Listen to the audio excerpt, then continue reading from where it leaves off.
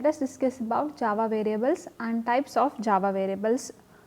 In the previous class, we discussed about data types which are available in a Java programming language, and we also discussed about how to declare the variables and how to assign the values to the variables. So, let us see some more examples on this concept.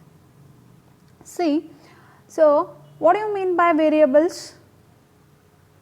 Variable means it is a storage location. It is also known as a storage location, and the quantity which may change during the execution of the program, it is called as a variables. So, in this case, in this class, let us learn about how to declare the variables, how to assign the variables. Assigning the values to a variables is called as initialization, that is variable initialization. Next play even. And types of variables. And next one, type conversions, that is converting the data type of one variable to another data type, that is called as a typecasting. So, there are two types of typecasting as there, implicit typecasting and explicit typecasting. We will discuss one by one this concept. Okay. So, let us discuss first one, variable declaration.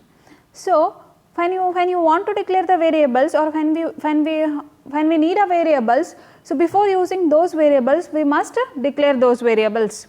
So, in this case, when we are declaring the variables, we must follow the syntax. Syntax ಏನು ಮಾಡಬೇಕು ರೀ, follow ಮಾಡಬೇಕು. So, let us see, this is a one example for variable declaration. See, this is a data type and this is the variable name. So, here count stores which type of value? This count stores integer type of a value, and it requires 4 bytes of a memory for its storage. Let us see the syntax. See, this is the syntax of variable declaration. How to specify the data type? Specify the type of a value which we want to store in the variable, and these are the variable 1, variable 2 and so on up to variable 1n. So, in this case you can declare more than one variables at a time, but every variable name must be separated by comma and it must be end with a semicolon. Here semicolon specify end of the declaration, end of the declaration statement. So, see the example for this variable declaration. See, int a. So, a is a type of an integer variable, and here I am declaring two more variables x and y of integer type. So, x and y must be separated by comma. Okay. So, first next one is giving a values to a variable, that is nothing but initializing the variable. So, initializing the variable is nothing but so assigning a value to a variable is called as a initialization. There may be a question like define initialization. Initialization means assigning a value to a variable is called as initialization. So, this can be done by two ways. There are two ways that can be used to provide a values to a variable. First one is by using a assignment operator we can initialize the variable, or by using a read statement we can assign a value to a variable. So, let us see first one. So, in the first case, assignment statement. So, when you want to assign a values to a variable by using the assignment operator, first we have to use a variable name, after that put a assignment operator, and after that assign a values to a variable and end the statement with a semicolon. So, see the syntax for assigning a values to a statement. See, this is the syntax of assigning a values to a variable using the assignment operator or assignment statement. See, this variable name is a name of a variable which is already declared. This variable name must be already declared. After that use the assignment operator, and the value which is on the left hand side will be stored in that variable, and it must be end with a semicolon. Let us see the example for this. See, int a, this is a declaration part. After that I want to initialize the value of a equal to 20. So, this is a initialization part. Okay. Here I am declaring the 3 more variables as x, y and z of type float. So, the type variable is of type, these variables are of the type float. And in this case again see one more example. Here I am declaring 2 more variables of integer type m and n. See here I am not initializing the value of a m, but I am initializing n value to 10. So this is also a valid statement. And see one more example. See here I am declaring a one more variable s of type character, and I am storing a one value y into the variable s. But one more thing, when you are initializing the character type value, that character must be enclosed within a single quotation. That means this is treated as a character. It may be a space, it may be a special symbols or a punctuation, or it may be any lowercase or uppercase alphabetical letters, or it may be digits, but it must be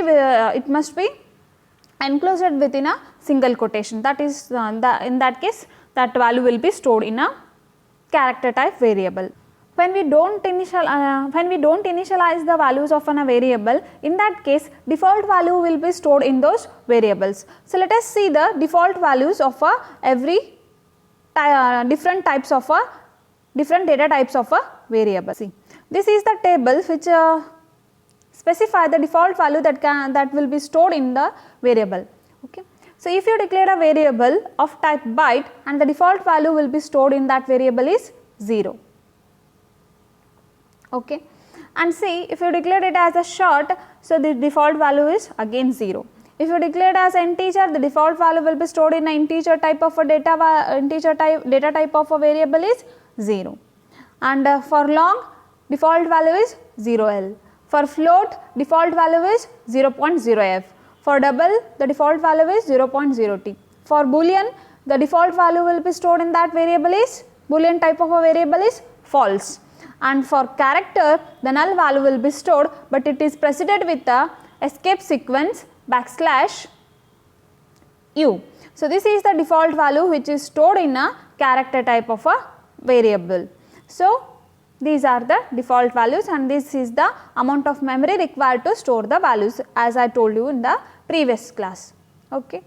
And so this is about the initialization. And we learnt how to store a values into a variable by using a assignment operator. Okay. So let us discuss about how to read the values from the keyboard. So keyboard through yav riti value na read ಮಾಡಬೇಕು ಅಂತ discuss ಮಾಡಿ. And see, in this case, reading the data from the keyboards. So this can be done by many ways. You can read the data by using a data input stream, or by using a input stream reader, or you can use a scanner class, or you can use a console class. So these are the classes. By using the method of these classes, we can read the data from the keyboards. So in this class, let us discuss about the first class, that is data input stream class. And I will show you one program how we can use the method of a data input stream class to read the data or to read the input from the keyboard. Okay. See, so this data input stream class which allows us to an application to read a primitive data from the keyboard. So machine independent iruvanta primitive data na en madbodri, we can read it from the keyboard. But so in this case, Java application uses a data output stream to read the data, and data input stream data output stream is used to write the data into the console, and it can be read by using a input stream. So data output na en ಮಾಡಬೇಕು ಅಂತಂದ್ರೆ ಅಥವಾ data na write ಮಾಡಬೇಕಾಗಿತ್ತು ಅಂತಂದ್ರೆ we can use the output stream classes, and if you want to read the data from the keyboard, in that case you can use the input stream classes. So this is a this is about the how to read the data from the keyboard. And let us see the some methods of a data input stream classes. So these are the, here I listed some data input stream classes. So first one is a read byte. So this is a method of a class data input stream, and this is used to read the number of bytes from the input stream. That is, here input stream is nothing but a keyboard. We are passing the input from the keyboard, and if again this is not an entity, this is int. Okay. int read line. Okay. So this is used to read the input bytes and return its a integer value. Integer type of a value can be read by using a read int method of a data input stream class. And read byte, again this method is used to read and return the input byte. So input byte type of a value can be read by using a read byte method of a class data input stream. Here this byte specifies the type of a value is written by this method. Yav method return ಯಾವ type of value return ಆಗುತ್ತೆ ಅನ್ನೋದನ್ನು ಇದು data type specify ಮಾಡುತ್ತೆ. Next one is char, read char. If you want to read and return the char type of value you can use this method, and if you want to read and return the double type of a value you can use a read double, or if you want to read and return a boolean type of a value you can use read boolean method, and if you want to read the string type of a value you can use a read line method. So let us write one Java program to read the data from the input line. So if you have any doubts you can ask, and see here if it returns a value, if the value is returned by this read boolean method is non-zero, that means it is a 0. If the return value is non-zero, that is the value is true. If it returns a 0, that means the value is false. So this boolean method is also returns the value is in the form of 0 or 1. If it is a 1 or it is a non-zero, that means it is a true value. If it is a 0, that means the value is false. Okay. So let us write one Java program to read the data from the keyboard. See, this is an example for reading a data from the keyboard. So let us see this program. In the first line I have included a statement, importing statement. So as I told, you can read the input from a keyboard by using a data input stream class.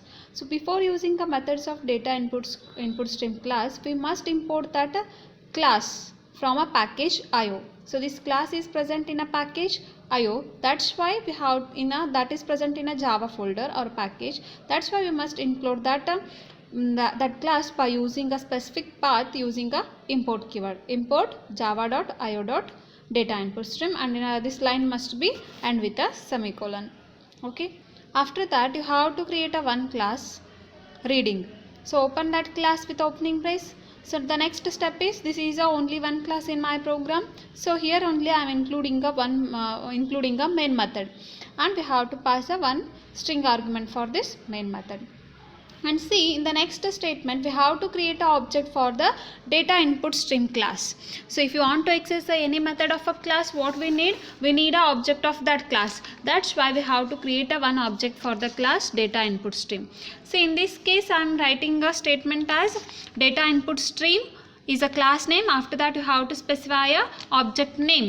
So next we have to allocate the memory for this object dynamically. So for that purpose here I am using a keyword new. And next one is a data input, that is constructor, that is name of the class. We have to provide here that is data input string, and we have to use a system dot as a argument for the constructor. Okay. And in the next line here I am declaring a two variables. First one is a n1 of type integer, and second one is a f1 of type float. Here I am initializing. So first variable is n1 and second variable is f1 of type float, and n1 is of type data type integer. Here we are initializing the n1 to 0 and float f1 to 0.0. And see here I am using a try and catch block method to handle the exception. So which errors occurs during the execution of the programs is called as what? Those are called as a exception. So try block must be open with a try block open, and it must be closed with its respective closing brace. So about this exception handling mechanism we will discuss in the upcoming chapters, but you have to concentrate here. We use try and catch block for handling the exceptions only. Okay. Here in the try block I am including some statements like first enter an integer. Here I included the values as a here I assign the values by using the assignment operator. Okay. But in the try block I am reading or assigning the values to the variables by using a keyword. So for this purpose I am writing a one output statement, that is a enter an integer by using a println method. In the next statement I am using assigning the value or reading the integer from the keyboard. For that purpose we have to use a first variable is equal to integer dot pass int in the bracket in dot readline. So this is a This is used because of wrapper classes. So here read line is a method which is present in the data input stream class. See, in the parse method we included a in dot read line. In is the object of the data input stream class and read line is a method of a data input stream class. If you want to access the method of a data input stream class, what we have to use? We have to use a object, period operator and method name. For that purpose here we wrote it as a in dot read line. And the integer dot parse int is a method of a wrapper class. So we will learn in upcoming chapters about a wrapper class. But here you have to notice here that is using a read line method. So read line method can be only used by using a object of the data input stream class only. Okay. So we read the entered value will be stored in a variable n1. So in the next line we included a one statement system.out.println. See here, this is used to enter the value for a variable f1. So enter a float number. This will be displayed on your screen. And here I want to store the read value, or here I want to assign the values to a variable f1. So for that purpose here I am using float value of. This is a float wrapper class method. So in this method we have to use a method of a data. In this method we have to pass a argument as an argument, that is read line method as a argument to the value of. Again here I used in dot read line because this is a method which is used to read the value from the keyboard. So this is in is the object and dot value or float value.